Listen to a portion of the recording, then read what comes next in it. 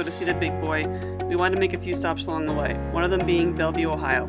From my research, I found that there was a park there that you could go sit and watch trains at.